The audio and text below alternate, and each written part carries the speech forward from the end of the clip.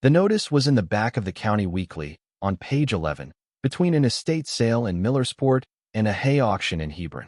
I almost missed it because the print was small and the photograph beside it was bad, and the listing was written in the dry county clerk language that doesn't try to be read. If you're enjoying this story so far, don't forget to hit the like button and subscribe. Drop a comment telling me where in the world you're watching from. I love hearing from you.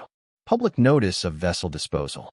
The county would be removing one retired ferry vessel, identified as the Marigold, from public moorage at the Cleary landing dock by the end of April. Any party interested in acquiring the vessel could submit a written bid to the county property office in person or by mail. Minimum acceptable bid was $5. Any unsold vessel would be scuttled or otherwise disposed of at county expense. I read the notice twice over my coffee. Then I read it a third time. And then I folded the paper and set it on the corner of the kitchen table and looked at it the way you look at something that has not yet decided whether it is going to mean anything. $5. My name is Hazel Marwick. I was 82 years old that April. I had $410 in a savings account at the credit union on Main Street, a small monthly check from Social Security, and a notice of my own taped to the inside of my apartment door at the Bellbrook Senior Residence, telling me I had 46 days to vacate because the building had been sold and would be demolished to make room for a regional health clinic. My husband Walter had been gone 3 years and 7 months. We had not had children. My sister Mavis lived in Phoenix and had her own troubles and her own bad knees, and the phone calls between us had grown shorter over the years, the way water tables drop in a long dry season without anyone making a particular decision to drink less. I had not been a person other people worried about in some time. I was used to that, and mostly all right with it, although there are days in 82 years when you would have liked the phone to ring for no reason. I had been to Cleary Landing exactly once. Walter and I had driven down on a cold afternoon in the fall of 1979 to watch the Marigold's last crossing, because Walter had grown up on that river and remembered taking the ferry as a boy to visit a cousin on the Kentucky side. It came back to me in pieces as I sat with the paper that morning. The thin wind off the water. The small crowd of people who had grown up with that ferry, standing along the bank with their coats pulled tight. The mayor saying a few short, careful words about the new bridge upriver and how progress was sometimes both a gain and a loss. The captain standing alone in the wheelhouse with his hand on the wheel for what would be the last time. I didn't know his name then. I didn't think to ask. There were a lot of things I didn't think to ask in those years. After the crossing, the Marigold had been tied up at the landing dock and never sailed again. That had been 47 years ago. I put down the paper. I went to the window of my apartment and looked out at the parking lot of the Bellbrook residence, where someone was loading a recliner into the back of a pickup truck because the families of the residents had begun coming to clear out the units of the people who didn't have anywhere clear to go. The recliner was upholstered in a particular shade of greenish-brown that had been popular when I was a young married woman, and it occurred to me, watching it go in the truck, that some of us last longer than the chairs we sit in and some of us don't, and you don't always know which it's going to be. I thought about $5. I had heard the rumors at the Bellbrook for a year before the notice came down. The building was old and the maintenance had been deferred and the owners had been looking for a buyer. When the sale finally happened, the residents had been given 90 days. 46 were left now.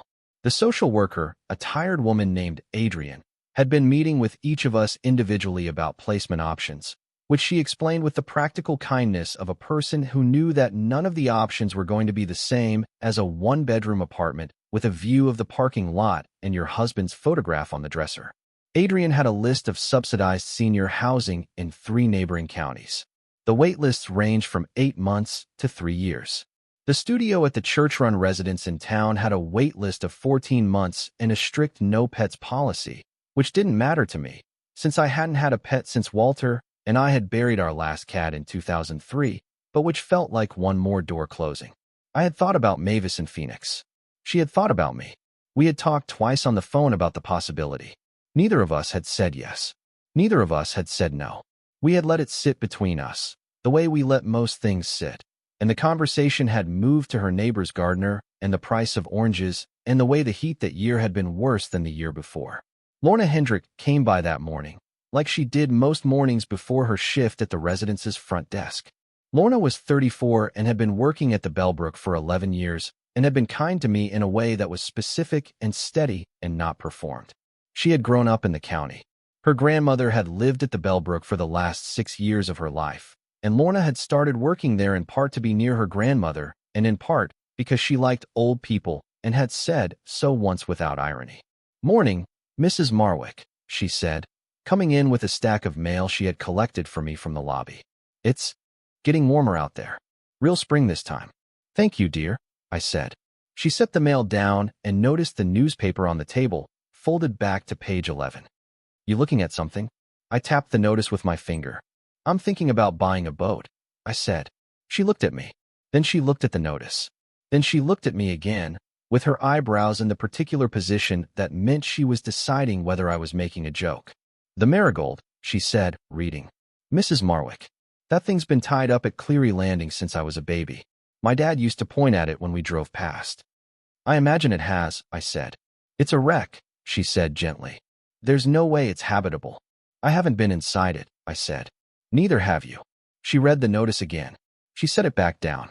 "The minimum bid is $5, she said, slowly, as if testing whether the words made sense in her mouth. "That's right. Mrs. Marwick," she said. "What would you do with a ferry boat?" I thought about how to answer that.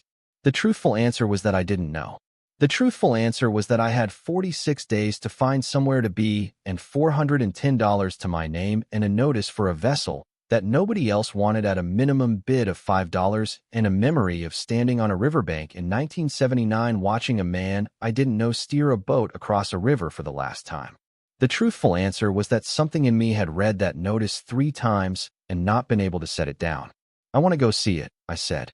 "That's what I want to do first." Lorna sat down across from me. She didn't say anything for a minute. She was a person who knew when to leave a silence alone. "I'll drive you," she said. "Saturday's my day off. If you want to go look at it, I'll drive you." I reached across the table and put my hand on her hand for a moment. "Thank you, dear," I said. She nodded once. "I'm not saying you should bid on it," she said. "I'm saying I'll drive you out there. That's all I'm asking." She got up and went to her shift. I sat for a while longer with the paper. Then I got out a piece of stationery from the drawer in the secretary desk Walter had refinished for me in 1991, and I wrote a letter to Mr. Curtis Pembroke at the county property office, expressing my interest in submitting a bid for the vessel identified as the Marigold, currently moored at Cleary Landing. I wrote that I would bid $7, $2 above the minimum, because I had read somewhere a long time ago that when you wanted something it was better to bid a little above the floor so that you weren't the same as the floor, and I wrote that I would deliver the bid in person at the county property office on Monday morning. I sealed the envelope. I set it on the entryway table next to my keys. Saturday morning, Lorna picked me up at 9 o'clock in her green Subaru that was older than her car insurance let her admit, and we drove the 17 miles down to Cleary Landing under a sky that was the particular pale blue of early April, with high thin clouds and the smell of mud on the back roads where the snow melt was still finishing. I had not been on those roads since 1979. The town of Cleary Landing was smaller than I remembered. The downtown was 4 blocks. There was a hardware store with a faded awning, a bait and tackle shop with a hand-lettered sign that read Eels Again, a diner with 3 pickup trucks parked outside, and a brick building with a sign that said Cleary Landing Dock Authority, even though there was no dock authority anymore. Only a county-employed maintenance man who came down twice a week to make sure no one had set anything on fire. Lorna parked along the riverbank, and we got out. The Marigold was tied up at the public landing dock, where the same heavy mooring lines that had been put on her in 1979 still held her, though they had been replaced over the years by someone who occasionally remembered to check on such things. She was a flat-bottomed, double-ended ferry with a long, open vehicle deck and a wooden superstructure painted a green that had once been bright and was now the color of old moss. The wheelhouse rose above the rear cabin like a small wooden room set on stilts, with windows on all sides and a peaked roof, and a single black metal stovepipe that suggested someone had once kept a small stove up there. She was 123 feet long. I learned that later. From where we stood on the bank, she looked both larger and smaller than the boat I remembered, the way memories do. "Mrs. Marwick," Lorna said quietly. I didn't answer for a while. I just looked at her, the Marigold, sitting in the cold spring water with the wind moving very gently in the loose sheets of her rigging and the gulls calling somewhere downriver and the smell of the river coming up from the bank. She's not a wreck, I said. Lorna was quiet. She's neglected, I said. There's a difference. A man came out of the dock authority building then and walked toward us across the gravel lot. He was in his late 70s, small and bent slightly forward in a way that suggested an old back injury, and he wore a heavy wool jacket and a cap with the bill pulled low. His face had the texture of a man who had spent a great deal of time outside in weather. "Help you folks?" he said when he got close. "I read the notice in the paper," I said, "about the Marigold. I'd like to see her if I can." He looked at me. Then he looked at Lorna. Then he looked at the Marigold. "You read the notice," he said. "Yes. You're thinking of bidding." "I've already written the bid." He was quiet for a moment. He took his cap off and ran his hand through hair that had not been brushed in a respectful number of days, and put the cap back on, and looked at me again with a different kind of attention than before. "Ma'am," he said, "I don't want to put you off it, but I've worked this dock for 43 years, and there hasn't been one person come down here in all that time wanting to buy that boat. There's been kids that broke in.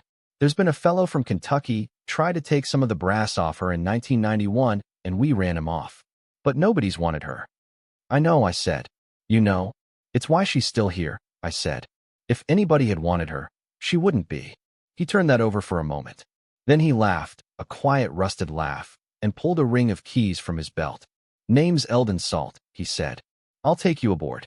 We walked out onto the dock. The boards were old, but the structure was solid, and Eldon led the way with the unhurried sureness of a man who had walked those particular boards more times than he had eaten dinner. He stepped over the gunwale onto the vehicle deck of the Marigold and turned back to offer me his hand. I took it. I stepped aboard the ferry on a Saturday morning in early April, 82 years old, with $7 committed to a bid I had not yet delivered, and the deck of the boat creaked beneath my feet the way old wood does when it remembers being walked on. Eldon walked us slowly through the vessel. The vehicle deck was open and long, with rust on the steel side rails and a buildup of 47 years of leaves and bird droppings and small drifts of riverbank dust along the edges. But the wooden planks beneath were largely intact, dark with age and damp, with the particular density of marine timber that had been chosen well in 1948 and treated honestly. There were two small cabins, one at each end, identical, since the ferry had been double-ended to cross the river without turning. One cabin had served as a small passenger waiting room with two benches built along the walls. The other had held the captain's quarters, a narrow bunk, a fold-down desk, a small wood stove with its door rusted partially open, and a metal locker that had been pried open by someone, long ago, and emptied of whatever it had held. "This was Edgar's," Eldon said, gesturing at the bunk. "Edgar Penhallow. He captained the Marigold for the last 26 years she ran. After they retired her, he stayed aboard as caretaker. Slept right here. The county paid him a small stipend, and he lived on it. Died in this cabin in November of 1986. I touched the metal frame of the bunk with my fingers. "Did he have family?" I said. Eldon shook his head. "Not that anybody knew. He was a quiet man. Came to Cleary Landing after the war. Took the ferry job in '53 when the old captain retired. Worked here 26 years, then stayed 23 years more as caretaker. 49 years on this boat. Nobody ever came to claim him when he died. The county buried him out at the cemetery on the hill." I stood there for a moment. There was something in what Eldon said that I felt before I understood, the way a low note in a piece of music tells you a sad part is coming before the melody has gotten there. 49 years, I said. 49 years, he said. Most loyal man to a boat I ever met. And the strange part was, he wasn't from the river. He was from up north somewhere. Came down after the service and never said where. Just took the job and kept it. Lorna was looking around the small cabin with an expression that had changed since we had stepped aboard. The doubt she had carried in her face that morning had not exactly left, but it had moved aside and made room for something else. "Mr. Salt," she said, "what's upstairs?" She pointed up through the cabin ceiling. The structure of the wheelhouse was directly above us. Eldon looked up. He took his cap off again and held it in his hands. "Wheelhouse," he said. "Edgar locked it the day they retired her in '79. He had a padlock he put on it himself, a heavy one. He never went back in. Or if he did, he never told anyone." "Locked," I said. "Locked," Eldon said. 47 years. "And the county doesn't have a key." "The county doesn't have a key," he said. "And when Edgar died, nobody found one on him." I looked up at the ceiling of the cabin where the wheelhouse sat above us, padlocked and sealed and untouched for nearly half a century, and I understood, standing in the captain's quarters of a boat I was about to buy for $7, that I had not yet seen the part of the Marigold that mattered. We did not stay much longer that morning. Eldon walked us back through the vehicle deck, and Lorna and I drove home in a quieter way than we had driven down. She didn't try to talk me out of anything. I didn't try to talk myself out of anything. I sat in the passenger seat with my hands folded in my lap and watched the country go past on the back roads. And I thought about a man named Edgar Penhallow who had locked the wheelhouse of his boat in 1979 and never gone back in, and who had stayed aboard for 23 more years as caretaker after she stopped running, and who had died alone in the captain's cabin in 1986 with no family to claim him. 49 years on the same boat. There are a few different kinds of attachment in this world. I had been married to Walter for 51 years. I knew what it was to attach yourself to a thing or a person or a place for so long that the line between yourself and what you love became hard to see from the outside. I didn't know yet what Edgar Penhallow had loved or lost or kept, but I knew the shape of 49 years, and I knew the shape of a padlock kept on a wheelhouse for 47 of them, and I knew that there was something in there. Monday morning, I took the bus into town and walked the 4 blocks to the county property office on Hickson Street and handed the envelope to Mr. Curtis Pembroke at the front counter.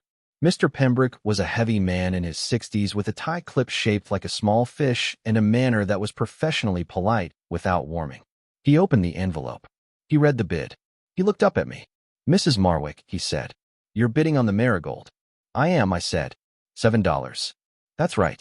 He looked at me over the rim of his glasses. He was a man, I gathered, who had spent his entire working life processing county forms and watching the small parade of human decisions that came across his counter, and most of those decisions had been ordinary, and a few had been strange, and this one apparently fell somewhere in a category he had not seen before. "You're aware," he said carefully, "that the vessel is not habitable. It hasn't been inspected for habitability in over 40 years. Any private use would require a separate set of permits and inspections." "I'm aware," I said. "And you're aware that the vessel cannot remain at the public moorage indefinitely. The notice gives the new owner 30 days from award to make arrangements for relocation or removal." "I'm aware of that, too." He looked at the bid form. He set it down. He took it up again. "Are there other bidders, Mr. Pembroke?" I said. He set the form down a second time.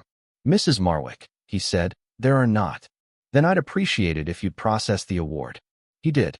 It took 40 minutes. He had me sign 3 forms, one of which was a release of liability for the county, one of which acknowledged that I was assuming full responsibility for the vessel as is, and one of which was the bill of sale. He gave me a yellow carbon copy of each. He gave me a small brown envelope containing the 2 keys the county had for the vessel, one for the cabin doors and one for the gangway gate at the dock. He told me that the 3rd key, for the wheelhouse, was not in the county's possession and never had been. "Best of luck, Mrs. Marwick," he said, when it was finished, and there was something in the way he said it that suggested he had revised his opinion of me slightly between the beginning of the transaction and the end. It was the small revision of a man who has spent a lifetime watching ordinary people make ordinary choices, and has just watched one of them make a choice he does not yet understand but has decided to respect. I walked out of the county property office onto Hickson Street with $7 less in my account, the bill of sale for a 1948 wooden ferry boat folded in my purse, 2 keys in a small brown envelope, and the particular feeling of having committed to something I would not be able to retreat from now even if I wanted to. I did not want to. The bus took me back to the Bellbrook. I sat in my apartment with the bill of sale on the kitchen table, and I looked at it for a long time. Then I called Lorna at the front desk and asked if she could drive me back down to Cleary Landing on Wednesday afternoon, when her shift ended at 3. She said yes without asking why. By Wednesday, the news had gotten around. The Bellbrook was a small enough place that nothing moved through it without being known, and the story of Mrs. Marwick from apartment 2B buying a ferry boat for $7 was the kind of story that did not stay still. By Tuesday evening, 2 of my neighbors had stopped by, not unkindly, but with the particular concerned attention people give to a person they have begun to suspect of confusion. Mrs. Eunice Trayer, who lived across the hall and had been a schoolteacher for 40 years before her retirement, brought me a slice of pound cake, and stayed for 20 minutes. And during those 20 minutes, she asked me 3 times whether I had spoken with Adrian about the placement options, and asked me twice whether I was sleeping well. By Wednesday morning, Adrian the social worker had asked if I had a few minutes, and I had told her, gently, that I had only the minutes I had, and that I was using them. She had asked if I wanted to talk about the placement options again. I had told her I would, after Wednesday. Walter, I thought, sitting in Lorna's Subaru on the drive back down to Cleary Landing on Wednesday afternoon with the keys in my pocket, would not have stopped me. He had been a careful man, not a reckless one, but he had understood the difference between recklessness and decisiveness. He had understood that some choices look foolish from the outside and are, in fact, the only ones that fit the shape of what you know about yourself. He would have said, "Go see what's in the wheelhouse." When we got to the dock, Eldon Salt was sitting on the bench outside the dock authority building with a thermos of coffee and a folded paperback in his hand. He stood when we pulled in. He walked over to the car. "Heard you won the bid, Mrs. Marwick," he said. "Hazel," I said. "Please." He nodded. He looked at the Marigold tied at the dock behind him. Then he looked back at me. "You going aboard?" "I'd like to." "You bring tools." I had.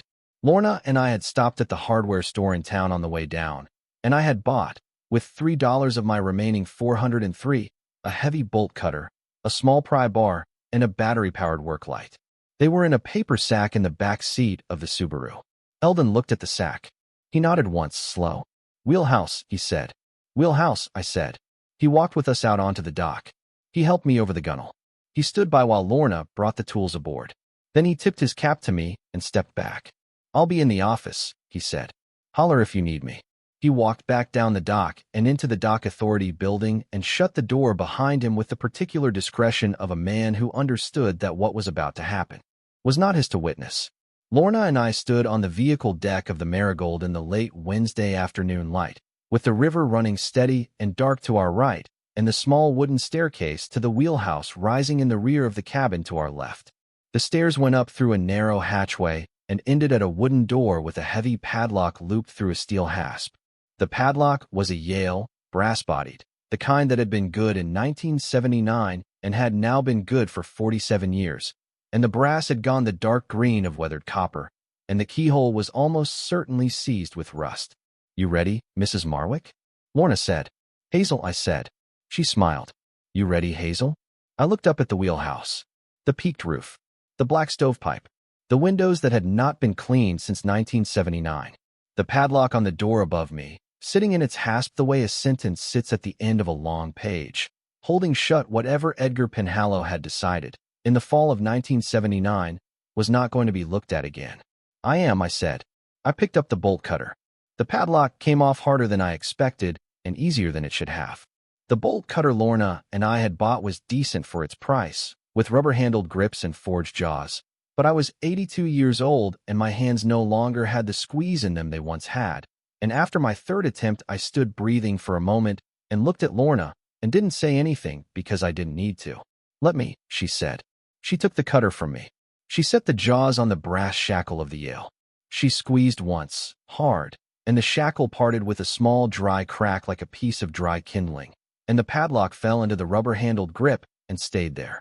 She handed me the broken lock. It was heavier than I had expected. I looked at it for a moment. 47 years of holding shut, and it had taken Lorna Hendrick 11 seconds to undo it. There was something both sad and right about that, the way old things give way when their time has finally come. I set the padlock on the top step. I turned to the door. The door was a wooden one, planked and braced, with a small window of safety glass set in the upper half, and the safety glass was so coated with the inside dust of 47 years that I could not see through it. The handle was a simple brass turnpiece. I put my hand on it. It moved a quarter inch and stopped. "Wait," Lorna said. She pulled a small flashlight from her jacket. She handed it to me. "In case," she said. I clicked it on. The beam was bright and white. I turned the handle the rest of the way. The latch released. I pushed the door open. It opened slowly, on hinges that had not moved since the fall of 1979, and as it opened, a small breath of air came out of the wheelhouse and across my face, dry and dusty and old, the air of a room that had been sealed long enough that the air inside had become its own thing, different from the air outside. the way old rooms in old houses smell like themselves. I stepped inside. The wheelhouse was 16 feet long and 10 feet wide. The roof peaked above me at about 8 feet. The windows on all 4 sides were set in heavy wooden frames and were so coated with grime and cobweb that the late afternoon sunlight came through them softened and yellowed, the way light comes through wax paper. The floor was made of the same dark marine planking as the rest of the boat, and someone had once kept it clean and oiled, and it had stayed mostly intact in the dry sealed air. There was a ship's wheel at the front, a wooden one, 4.5 feet in diameter, with 8 spokes and a polished brass hub, and it stood on a pedestal of mahogany that had clouded with age but had not split. To the left of the wheel was a tall brass binnacle, with a compass under a glass dome, the glass still clear, the compass card still floating in its fluid bath, the brass green gold with the patina of 47 sealed years. To the right of the wheel was a Chadburn engine telegraph, the kind with the half-circle dial and the 2 handles, all of it brass, all of it carefully positioned, the indicator still set to the position the captain had left it in at the end of the last crossing in 1979. The position read stop. Behind the wheel was a high captain's chair, wooden, with a cushion of red leather that had cracked but not crumbled. Set into the wall to the left was a small wood stove, no larger than a country kitchen bread box, with its door closed and its pipe running up through the roof. Along the rear wall was a chart cabinet, oak, with 12 narrow drawers, each labeled by hand in pen and ink with a section of the river and a date range. On top of the chart cabinet, laid out as carefully as a man laying out his own grave goods, were 3 objects. A wool peacoat, navy blue, folded with the sleeves crossed over the chest. A captain's cap, dark blue, the brim cracked, the gold braid tarnished, set squarely beside the coat. And a leather notebook, about the size of a small Bible, closed and tied shut with a strip of brown twine. I stood in the door, and I looked at those 3 objects for a long time. There are some kinds of arrangement that tell you, before you have read anything, that what is in front of you is not abandoned. It was prepared. Edgar Penhallow had locked this wheelhouse in 1979 and walked out of it, and left it the way a man leaves a room when he knows he is not coming back. He had laid out his coat and his cap and his notebook on the chart cabinet, and he had locked the door behind him, and he had spent the next 7 years downstairs in the captain's cabin, as caretaker of a boat that no longer ran, and he had died in that cabin in 1986. And in all those 7 years, he had not come back up here. The wheelhouse was not the room he lived in. It was the room he kept. Lorna had followed me in. She was standing just inside the door, looking around with her hand still on the doorframe. She was not saying anything. I appreciated that. I walked to the chart cabinet. I did not touch the coat or the cap. I picked up the notebook and untied the twine and opened the cover. The first page had a single line written in the center in a careful hand. If you have opened this, then I am gone and someone has come. I read it twice. I looked at the handwriting. It was a small, neat, regular hand. The kind of hand that came from a generation that had been taught penmanship in elementary school by women who took the matter seriously. I turned the page. If you're hooked on this story, make sure to subscribe and turn on notifications so you never miss an upload. Your support means everything and helps me bring you more emotional stories like this one. The second page had a longer entry, dated November 14th, 1979, in the upper right corner. 2 weeks after the last crossing. My name is Edgar Penhallow.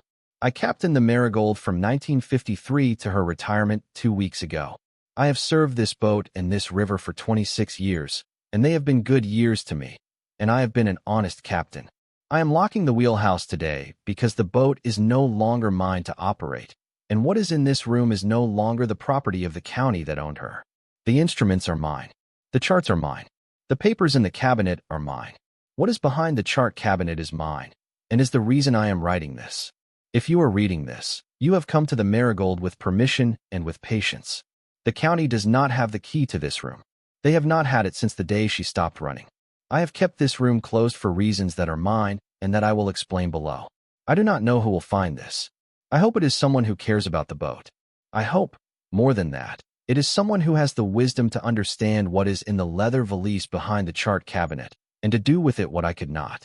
I closed the notebook on my finger, holding the place, and I looked across at the chart cabinet. It was the second time I had looked at it, but I was looking at it differently now. The drawers were the obvious thing about it. The space behind it, between its back and the wheelhouse wall, was the thing he had wanted me to see. I opened the notebook again. I turned the page. The entries proper began. Each one was brief, dated, particular. The handwriting changed slightly over the decades, became slightly less careful, slightly slower, the way handwriting does as a man's hands age. The first few I read in order, slowly, as though I were being introduced. November 14th, 1979. The boat has been tied at the dock for 2 weeks. She rides well. The pumps are running once a week as I have set them. The county will keep me on as caretaker. I am moving my things from the wheelhouse to the cabin below. I do not believe I will come up here again, but I am keeping the key in case I do. December 1st, 1979. First snow. The wheelhouse holds heat better than the cabin. I am tempted to come up. I will not. January 5th, 1980. The river froze for 2 days in late December. First time since 1968. I sat in the cabin and watched the ice through the porthole. The wheelhouse, I am told by the dock office, is in good condition. The entries ran on like that. There were not many per year. Some years had only 3 or 4. Other years had 20. The last entry was dated October 12, 1986. The doctor in town tells me I will not see Christmas. I am at peace with this. I have kept the boat. I have kept the room. I have kept the valise. If you are reading this, then someone has finally come. Thank you for coming. E.P. He had died on November 23, 1986. 42 days after writing that. I set the notebook down on the chart cabinet, next to the coat and the cap. Hazel, Lorna said, quietly, from the door. I had forgotten she was there. I had forgotten the late afternoon light. I had forgotten the river and the dock and the bench outside the dock authority building where Eldon Salt was sitting with his thermos. I'm all right, I said. I turned. Lorna's face had the expression of a person who has been standing for 10 minutes inside something they understand they should not interrupt. There's something behind the chart cabinet, I said. He left a valise. He wants whoever finds it to deal with it. She nodded once. What do you want to do? I looked at the chart cabinet. It was a heavy piece, oak, bolted to the wheelhouse wall with what looked like substantial iron strapping. Pulling it away from the wall, if it could be done at all, was not something I could do in late afternoon light at the end of a Wednesday with the river wind coming up cold off the water and an 82-year-old body that had been running on coffee and adrenaline for most of the past week. I want to come back, I said, with help, and in the morning. All right, she said. We walked back out of the wheelhouse. I closed the door behind me. The broken padlock was on the step. I picked it up and put it in my coat pocket without thinking, the way you pick up a small thing that has stopped maturing and yet you do not want to leave behind. We climbed down the narrow staircase to the cabin below. We crossed the vehicle deck. Eldon was waiting at the dock authority building. He looked at our faces and did not ask. Saturday, I said. He nodded. Saturday. That night. I sat at my kitchen table at the Bellbrook with Edgar Penhallow's leather notebook open in front of me, and I read every entry from 1979 to 1986. It took me 4 hours. I made tea. I made it again when the first pot went cold. Outside my window, the parking lot lights came on. Mrs. Eunice Trayer's television could be heard through the wall, faintly, the muffled rhythm of an evening news program. The entries were mostly weather, mostly routine. He noted the dates of the freezes and the floods. He noted small repairs he had made to the pumps. He noted the names of the 4 dock authority men who had cycled through the position over those 7 years. Patterson, Welby, Roone, and the man before Eldon, a fellow named Atherton, who had retired in 1985. He noted, in a few places, his own bad days. The arthritis in his hands. A bout of pneumonia in February of 1983 that he had thought would finish him. A sense that the boat was getting older and that his time with her was finite. He did not name himself in any way that suggested where he had come from before 1953. He did not refer to family. He did not refer to a town he had left. He did not refer to a woman, or a man, or a child. He referred, once, in an entry dated May 17, 1981, to the matter in the valise. The entry said only, looked at the cabinet today from below. Holds firm. The matter remains where I left it. I read that line 3 times. When I had finished the notebook, I sat for a while with my tea cold and my hands folded on the cover. I thought about the cap and the coat laid out beside it. I thought about the way he had written if you are reading this. Then someone has finally come. as though he had been waiting, in a way, even after his death, for someone to come. I thought about how a person can live 33 years in a town that considered him a fixture and remain, in the most important sense, hidden. I thought about Walter and the careful way Walter had sometimes spoken about his own life before me, with the particular quietness of a man who had things he had not quite said. I thought about my own family, which I had not thought about in some time. My older half-brother Calvin, who had died in Korea in 1952, who I had known so briefly that I had only 3 memories of him and none of them clear. The way my father had stopped saying his name after the telegram came. The way my stepmother had taken Calvin's photograph off the mantel a year later and replaced it with a vase of dried lavender that nobody liked and that nobody removed. I had not thought about Calvin in many years. I closed Edgar Penhallow's notebook and went to bed. In the morning, I called Lorna at the Bellbrook front desk and asked her if she could drive me back down to Cleary Landing on Saturday. She said yes. She said she would bring a friend named Marcus who worked at the lumberyard and who, she thought, would know how to move a bolted chart cabinet without breaking the wall it was attached to. I told her I would be grateful. I spent Thursday and Friday at the public library in town, in the local history room, with a librarian named Mrs. Geneva Hocking, who was in her late 60s and who had grown up in Cleary Landing and remembered her father pointing out Edgar Penhallow at the dock when she was a child. He was a quiet man, Mrs. Hocking said, after she had brought me 3 boxes of bound newspaper microfilms and the local oral history file. My father said he was a good captain. Steady hands. Never lost a crossing in 26 years. He kept to himself. He was always polite, but he did not invite conversation. He came to the post office once a week to buy stamps and to mail letters. Who did he mail letters to? I asked. She looked at me. I have wondered that, she said. He went to the window and he handed the letters across, and he never said the addresses out loud. The postmaster in those days was a man named Roy Caldwell, who had been Roy Caldwell since 1948, and Roy was not the kind of man who would have looked at another man's mail. So we did not know. She paused. But, she said, Roy Caldwell told a story once at the diner. He said that every Christmas Eve, for 20-something years, Edgar Penhallow came in and bought a single airmail stamp and mailed a single Christmas card to the same address. Roy never saw the address. Edgar always had it written out before he came in. Roy said only that the stamp was airmail, which meant the address was out of state.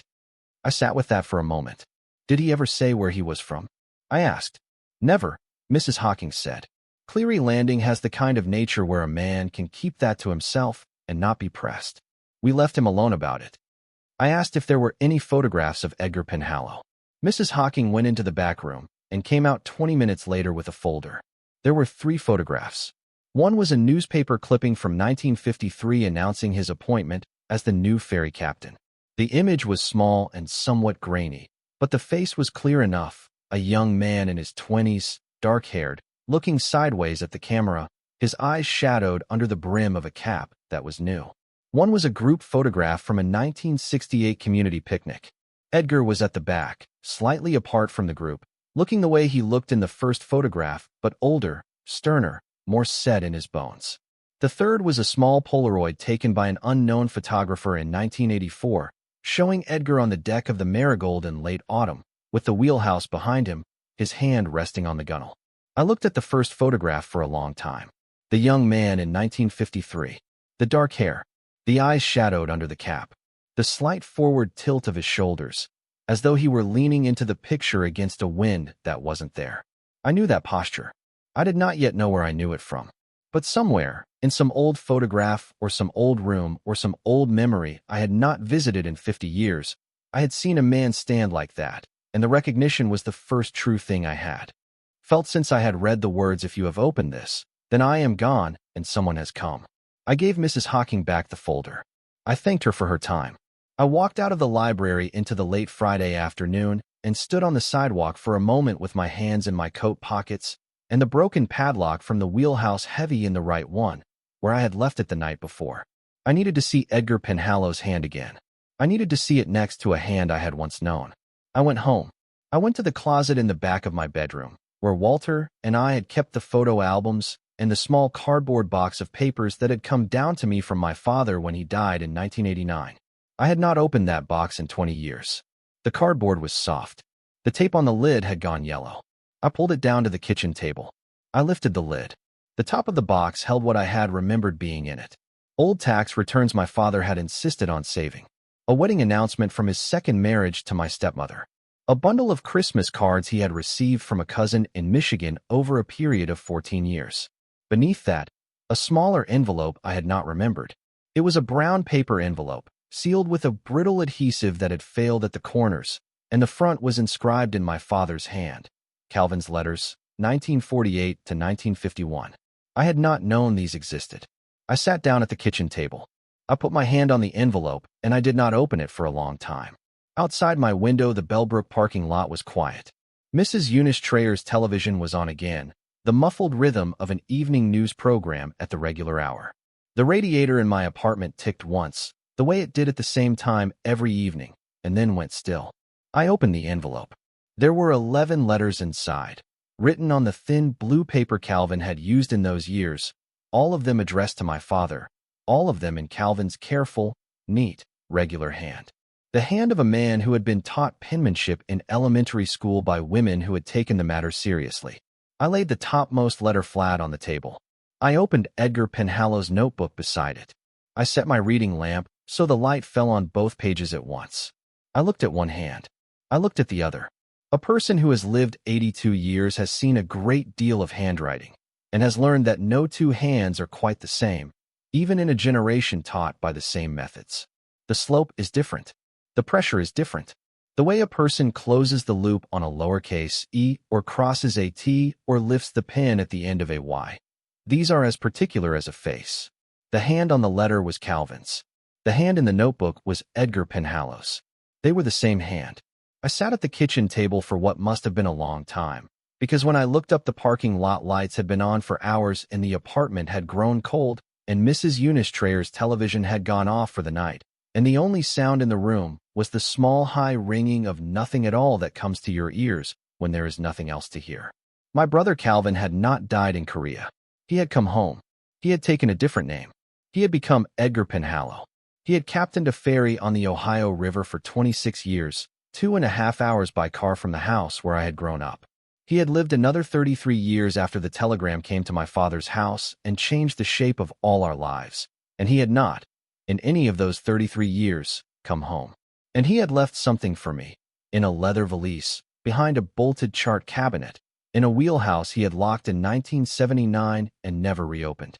I put my hand on the letter on the table. I put my other hand on the notebook beside it.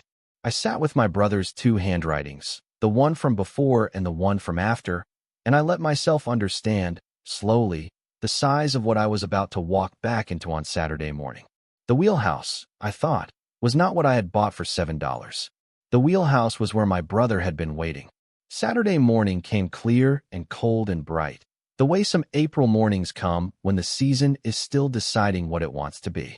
Lorna picked me up at 7:30 in her Subaru, with Marcus Krell in the passenger seat. I climbed into the back. Marcus turned around to shake my hand. He was a big man in his early 40s, with the kind of forearms that come from a lifetime of moving lumber, and he wore a flannel shirt and a knit cap and a quiet face. He worked as a yard foreman at Hocking Lumber and had been a friend of Lorna's older brother since high school. He had brought, in the back of the Subaru, a pry bar and a small electric drill and a coil of nylon strap and a roll of blankets. Lorna told me about the cabinet. He said, by way of introduction, "I've moved heavier things in worse places." "I'm grateful," I said. He nodded once, the way he would for any practical statement, and turned to face forward. We drove down to Cleary Landing in something close to silence. I had Edgar Penhallow's notebook in my lap, wrapped in a clean dish towel. The 11 letters from Calvin to my father were in a manila folder in my purse. I had read the letters through 3 times before falling asleep at 4 in the morning, and I had risen at 6 and read them once more before Lorna's car had pulled into the lot. The letters had been written between 1948 and 1951, when Calvin was in his early 20s, before Korea. They were a young man's letters to his father, mostly cheerful, asking after the farm and after the little half-sister he barely knew, who was me. The last letter was dated August 17, 1951. Calvin had enlisted 9 days later. He had been killed, the family had been told, in February. of 1952 near the Chosen Reservoir. He had not been killed. He had come home and taken another name and lived 2.5 hours away and bought a single airmail stamp every Christmas Eve for 26 years to send a card to an address he had carried in his pocket since before the war. I knew now, without needing to verify, what the address was. The address was my father's house. The house where I had grown up, where I had lived with my father and my stepmother until I left for nursing school in 1962, where my father had lived alone after my stepmother's death in 1972 until his own death in 1989, and where the new owners after 1989 had probably continued, for a year or two, to receive an annual airmail Christmas card from Cleary Landing addressed to a man who no longer lived there, until the dead letter pile grew too tall and someone threw them out. Calvin had not stopped sending the cards. He had stopped, in 1986, because he had died. We arrived at Cleary Landing just after 8. Eldon Salt was already at the Dock Authority building, standing outside with his thermos and a second cup that he handed to me without comment when I got out of the car. The coffee was strong and oversweetened and tasted exactly like the coffee Walter had made on Sunday mornings, and I drank half of it standing in the gravel lot, looking at the Marigold tide at her dock with the early sun on her green superstructure and the river running silver-gray behind her. "You've got help," Eldon said, looking at Marcus. "Marcus Krell," Lorna said. "From Hawking Lumber." Eldon nodded. He had known Marcus's father, he said, who had worked the river barges in the 70s. There was the brief, careful exchange of names and connections that happens in small counties, and then we walked out onto the dock. Marcus carried his tools. Lorna carried a thermos and a small cooler. I carried the notebook and the manila folder and the broken padlock from my coat pocket, which had spent the night on my dresser and which I had picked up again that morning without quite deciding to. We went aboard. In the wheelhouse, Marcus moved around the chart cabinet the way a man examines any heavy object he is going to be responsible for moving. He looked at the bolts. He looked at the iron strapping. He felt the seam between the cabinet's back and the wall. He went down to the cabin below and came up with a flashlight and looked at the seam again. "It's not bolted into the structural wall," he said, finally. "It's bolted into a false panel. The panel's about 1.5 inches off the structural wall. Whoever did this wanted the cabinet to look bolted in. But it isn't really. The panel comes off with the cabinet." "Can you take it off?" "I can," he said. "Slow, though. I don't want to crack the panel." It took him 1 hour and 20 minutes. He worked methodically. He removed the 8 bolts that held the false panel to the wall framing. He had me and Lorna brace the cabinet from the front while he eased it forward. The cabinet, with the panel, came away from the wall as a single piece, slowly, and Marcus set it carefully on the floor of the wheelhouse on a folded blanket. Behind where the cabinet had been was a recessed cavity in the structural wall of the wheelhouse, about 3 feet wide, 2 feet tall, and 10 inches deep. It had been lined with cedar boards, the way a small closet is lined to keep moths out. Inside the cavity was a leather valise. The valise was old, the leather dark and supple still, the brass closures intact. It had a single strap and a small luggage tag on which had been written, in the same careful hand, the words for Hazel Marwick. From her brother. I sat down on the floor of the wheelhouse. Lorna sat down next to me. She did not touch me. She did not say anything. Marcus, standing in the small space with his hands at his sides, looked at the tag on the valise, and then he looked at me, and then he turned and walked quietly out of the wheelhouse and down the stairs to the vehicle deck to give us the room. I sat for a long time. The morning sun was coming through the 4 windows of the wheelhouse, dust yellow, and the smell of the river was coming up through the open door, and the broken padlock was in my coat pocket, and Calvin's letters were in the manila folder beside me on the floor, and Edgar Penhallow's notebook was on the chart cabinet that was no longer against the wall, and my brother had known my married name. He had known I had married. He had known I had become a Marwick. He had known his half-sister, who had been 6 years old when he last saw her, who had been told he was dead for 73 years, who had not thought about him in decades. He had labeled a leather valise for her. He had labeled it for me. Lorna handed me a tissue from her pocket. I had not realized I needed one. I used it. I gave her back what I did not use. I reached forward and I took the valise out of the cedar-lined cavity and I set it on my lap. The brass closures opened easily. They had been oiled. Edgar Penhallow had oiled the brass closures of a leather valise he had not opened in 47 years. Inside, The valise was full. On top was a sealed letter, the envelope of which was inscribed, "Hazel, please read this first." Below it, neatly arranged, were stacks of other things. Letters tied with string, a leather-bound scrapbook, 2 military identification tags on a small chain, a discharge document with the name Calvin J. Beardsley typed at the top, a small wooden box of the kind used to hold collectible coins, a larger wooden box with the kind of brass corners used to hold valuable papers, a bound stack of United States Series E war bonds, a second bound stack that, on closer inspection, were Series H bonds from a later period, a black ledger, leather-cornered, and, at the bottom, a flat metal cash box, with a small key taped to its top. I did not, that morning, look at any of those things in detail. I lifted out the sealed letter on top, the one addressed Hazel. "Please read this first." I held it for a moment. I broke the seal. The letter was 4 pages long, in the same careful hand. It was dated October 1st, 1986, 42 days before he died. I read it once through, slowly, in the wheelhouse, on the floor, with Lorna sitting next to me, and not looking and not asking and not saying anything. Calvin had been wounded near the Chosin Reservoir on the 4th of February, 1952. He had been captured by Chinese forces during the chaos of the retreat and held as a prisoner for 9 months. He had been released in a small exchange in November of 1952, 3 weeks after the family had received the telegram that listed him as killed in action. The army had not corrected the telegram. The exchange had been informal, the paperwork tangled, the records of his survival lost in a clerical confusion that, in those years, had not been uncommon. He had come home, in his words, not the boy who had left. He had spent 3 months in a veterans' hospital in Pennsylvania. He had been afraid, when he came out, of disrupting a grief that had already happened. He had been afraid of returning to a father who had buried him, and a stepmother who had not loved him, and a small half-sister who had been told he was dead and had begun to forget him. He had been afraid of what he himself had become, the dreams he was having, the things his hands did when no one was watching. He had made, he wrote, the wrong choice. He knew that now. He had made the wrong choice slowly, over weeks, and once it was made it had been hard to unmake, and as the years went on it had become harder.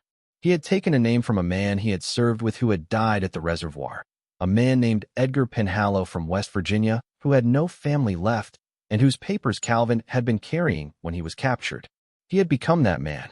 He had moved to Cleary Landing because it was on a river, and he had grown up on a river, and the river was the only place where his hands stopped doing the things they did. He had taken the ferry job in 1953. He had stayed for 49 years. He had read, in 1965, in the wedding announcements of a county paper that ran statewide listings, that Hazel Beardsley had married Walter Marwick. He had clipped the announcement and saved it. He had clipped, over the years, every other listing he could find of my life. The births and the deaths in my father's family. Walter's promotion at the Postal Service in 1971. My father's obituary in 1989. Walter's mother's obituary in 1994. He had not written. He had not come. He had sent, every Christmas Eve, one airmail Christmas card to the address in my father's house, knowing my father lived alone, knowing the card would be opened and read and would not be answered. He had signed the cards, "Only a friend from the river." My father had taken those cards, Calvin assumed, as the small annual mystery of an unknown well-wisher. My father, I think, may have known more than Calvin gave him credit for. But that was a thing I would never be able to ask. The letter went on. He had saved his money. He had lived on the boat, which the county had let him live on, and he had banked his stipend and his caretaker's pay and a small inheritance from the man he had pretended to be. A coincidence of fortune that had come to him in the late 60s when a distant cousin of the real Edgar Penhallow had died in Charleston, and the lawyers, working from records that listed Edgar as a missing presumed living, had located my brother in Cleary Landing and given him a small inheritance. He had taken the inheritance. He had felt about it the way he felt about most things he had done since 1952. He had used some of it to buy the rest of what he had set aside. The letter said, "Hazel, I am not asking your forgiveness. I do not know if I deserve it, and I do not know if you have the will or the desire to give it, and I do not want the giving of it to be a thing you feel you must do. I want only to say that you have been the part of my life I kept whole. You and our father and the river. I followed your life from a distance because I could not be in it. I saved what I could because I had no one else to save it for. What is in this valise is yours, free and clear. There is a small leather-bound book at the bottom that will explain where everything came from and what each item is. I have asked the maritime instruments and the boat herself to be considered together, but that is for the next person to decide. I would like the boat to go to a place where she can be cared for, but I do not require it. If you sell her well. I am sorry to have been the older brother who was not there. I am sorry to have given you, in the place where a brother should have been, a folded telegram and a hole in the mantle.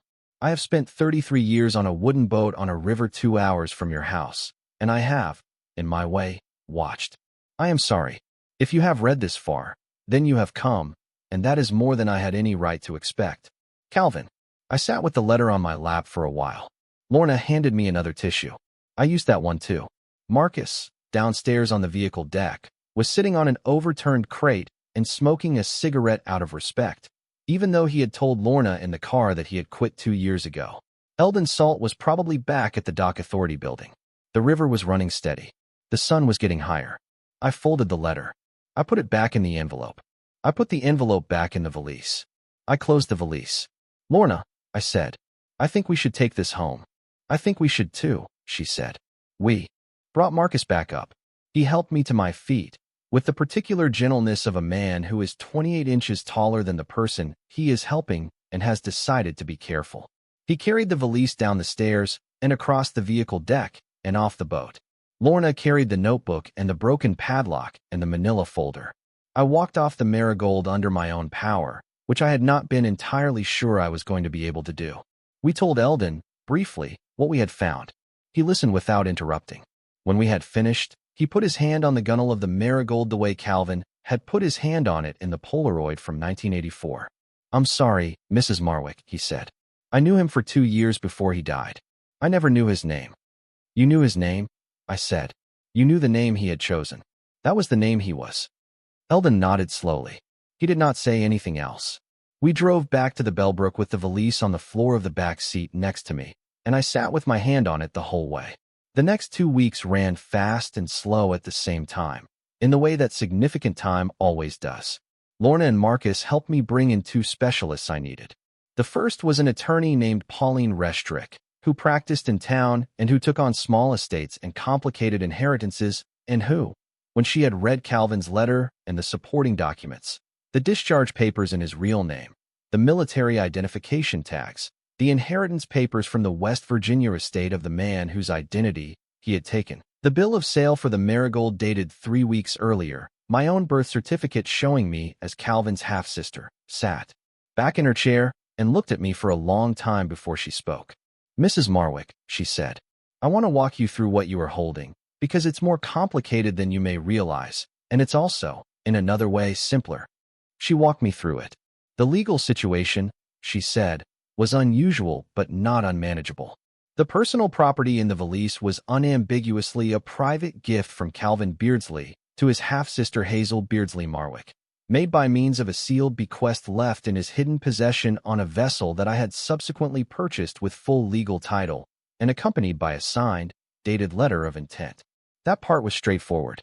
The maritime instruments in the Wheelhouse, on the other hand, were complicated by Calvin's adopted identity. The man known as Edgar Penhallow had purchased them, in his name, over the course of his career. Their ownership had passed to whoever owned the vessel at the time of his death, which was the county, and had passed again, 3 weeks ago, to me, when I bought the Marigold for $7. You own the Wheelhouse contents because you own the boat, Pauline said. You own what is in the valise because Calvin gave it to you directly. The 2 pads arrive at the same destination. And the boat herself? I said. You bought her. She's yours. The county is glad to be rid of her. The second specialist was a marine appraiser named Mr. Howard Bell, who came down from Pittsburgh on a referral from Pauline. Mr. Bell was a small, narrow man with white hair and a Scottish accent that had not faded in 40 years of living in the United States. He spent 2 days at Cleary Landing. He examined every instrument in the Wheelhouse, every chart in the cabinet, the wheel and the binnacle and the Chadbourn telegraph and the captain's chair and the wood stove. He photographed each piece. He made notes in a leather notebook of his own. He examined the hull. He examined the engines, which had not run since 1979, but which had been protected from the elements. When he had finished, he sat down with me in the Dock Authority building with a cup of Eldon's coffee in his hand and walked me through his appraisal. The brass binnacle compass, he said, was a 1947 Ritchie, in original condition, with all hardware intact and the compass card still floating in its original fluid. It was the kind of piece that maritime museums acquired and held. The Chadbourne engine telegraph was a matched pair, in working condition, of a type that had largely been scrapped from American river vessels by the late 1960s. The collection of hand-drawn river charts, kept dated and intact across the 12 drawers of the cabinet, was a piece of regional maritime history that any number of historical societies would compete to acquire. Calvin had drawn many of them himself, in his careful hand, tracking the changes in the river bottom across 26 years of crossings. He gave me figures for the wheel, for the captain's chair, for the wood stove, for the small Sperry depth sounder I had not noticed installed under the chart cabinet, for the brass speaking tube that connected the wheelhouse to the engine room, and that still worked when he tested it. He gave me a figure for the Marigold herself, not a scrap, as a 1948 double-ended ferry of the kind that maritime preservation societies were actively seeking, the kind that, with restoration, could become a floating museum or a working historical vessel. He added all of his figures together at the bottom of his appraisal sheet, in a single careful sum, and he turned the sheet toward me on the desk. I read the number. I read it twice. Mr. Bell did not say anything. He drank his coffee. "That's the wheelhouse and the boat alone, Mrs. Marwick," he said, when I had read it the third time. "I have not appraised what was in the valise. I gather there are coin and bond items there that will need their own specialist." "Yes," I said. "I would be happy to refer you," he said. "I know a man in Cincinnati." "Yes," I said. "Please." The man in Cincinnati was named Mr. Lastly. He came up on the train. He sat at my kitchen table and went through the small wooden box of coins, the bound stacks of war bonds, the brass-cornered box of papers, the ledger Calvin had kept. He gave me figures for each. The coins, which included a 1907 St. Gaudens double eagle that Calvin had bought in 1968 at a bank auction in Pittsburgh, and a small collection of pre-1933 gold pieces he had accumulated quietly over decades, came to a meaningful number on their own. The Series E and Series H war bonds, the older ones long since matured, the newer ones still earning, came to another. The cash in the metal box at the bottom of the valise, neatly bundled by year of deposit going back to 1955, came to a third. The total, when I had added Mr. Bell's appraisal and Mr. Lastly's, and the cash, and the value of the small piece of land in West Virginia that Calvin had also inherited and quietly kept, 18 acres on a hillside outside Charleston, with no improvements but with a deed in his real name, came to a number that was not a fortune in the Hollywood sense, but which was very far from what anyone in town had imagined was sitting on a moored ferry at Cleary Landing for 47 years. It was the kind of number that meant I would not need a placement option. It was the kind of number that meant I would not need anything from anyone, ever again, for what years I had left. It was the kind of number my brother had quietly accumulated over 33 years of disciplined and lonely living, and had left for me because he had no one else to leave it for, and because he had, all those years, been keeping count of his half-sister. The news at the Bellbrook traveled the way news travels in places where everyone has too much time and most things to talk about have been talked about. Within a week, Mrs. Eunice Trayer was bringing me pound cake instead of asking after my sleep. Within 2 weeks, Adrian, the social worker, had asked, with the practical curiosity of a woman who has spent her career watching people not have options, what my plans were now. "I am giving the Marigold a permanent berth," I told her, "and I am buying a small house in town." "A house," she said. "A small one," I said. "I have lived in apartments for 50 years. I would like a porch." She looked at me for a long moment, and then she did something I had not seen her do in the 3 years I had known her. She laughed. A short, surprised, real laugh. "Mrs. Marwick," she said, "I am very glad for you." "Thank you, Adrian." I did not embarrass anyone. I did not bring up the conversations of the previous weeks, the kind concerned visits, the pound cake brought in the spirit of confused worry, the gentle suggestions about whether I had been sleeping well. Mrs. Eunice Trayer and Mrs. Lila Penrose and Adrian and the rest of them had been doing what kind people do. in the absence of information, around an old woman who had made a choice they did not understand. Now they understood. That was enough. I did not need them to apologize for not having understood sooner, and they did not need to be made smaller in order for me to be larger. I called Mavis in Phoenix. We talked for 2 hours. I told her everything, slowly, in order. She listened the way you listen to a story you understand may rearrange your life as much as it has rearranged the speakers. She was very quiet when I told her about Calvin. She was quieter still when I read her the last lines of his letter to me. He sent the cards to Dad, she said, finally. All those years. All those years. Dad knew. I had been thinking the same thing. I think he might have, I said. He never said anything. He wouldn't have, I said. Not even to me. She was quiet for a while. Then she said, I'd like to come visit, Hazel. I'd like that too, I said. She flew out the following month. We drove together to Cleary Landing. She stood on the dock with me and looked at the Marigold, with her wheelhouse open now and aired out, with her windows cleaned by Marcus on his own time over 2 weekends, with her brass freshly polished by Eldon Salt, who had taken on the task without being asked and had not been willing to take payment for it. Mavis put her hand on the gunwale where Calvin had put his hand in the 1984 Polaroid. He was 49 years on this boat, she said. He was. And we never knew. We never knew. She cried, briefly, in the wheelhouse, with her hand on the wheel. I did not. I had done my crying on the floor of that room with the morning sun coming through the windows, and the room and I had come to an understanding since then. I did, in the end, what Calvin had asked. The maritime instruments, the wheelhouse contents, and the Marigold herself were sold as a single combined acquisition to a maritime preservation society in Marietta, who took the ferry the long way down the Ohio River to their permanent dock and began the careful work of restoring her as a floating museum. They agreed, when I asked, to put a small brass plaque in the wheelhouse with both of my brothers' names on it. Calvin J. Beardsley, who served his country in Korea. Edgar Penhallow, who captained the Marigold for 26 years and tended her for 23 more. The plaque was simple.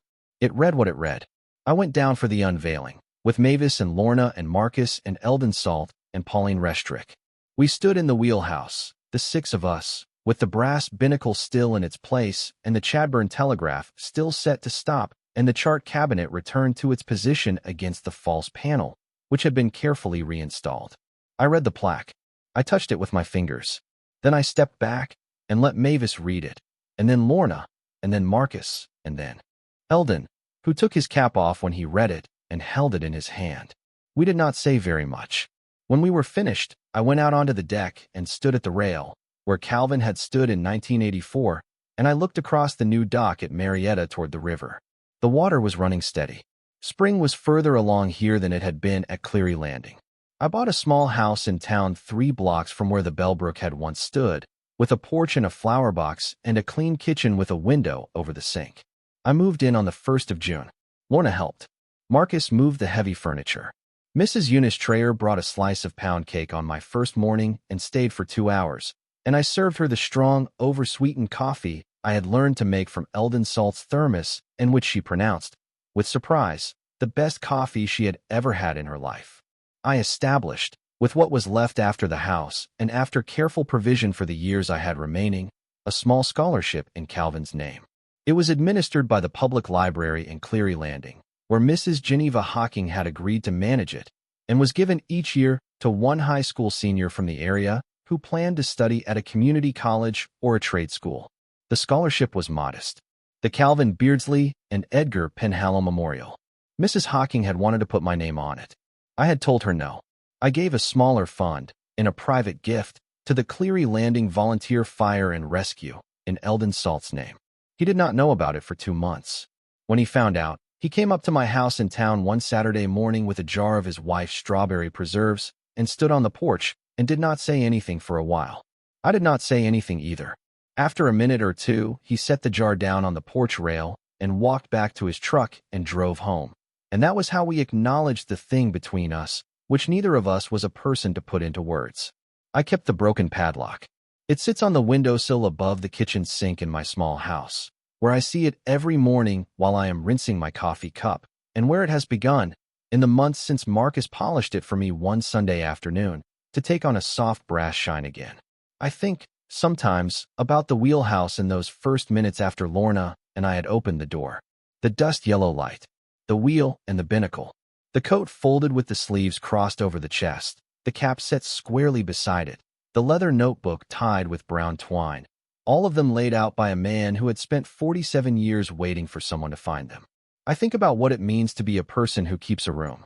A wheelhouse, behind a padlock, on a boat moored at a dock in a town 2 hours from where you grew up, in which you place the small, careful summary of your real life, in which you close, and to which you walk away, and outside of which you live for another 7 years as someone else, hoping that someone, eventually, will come and find what you left.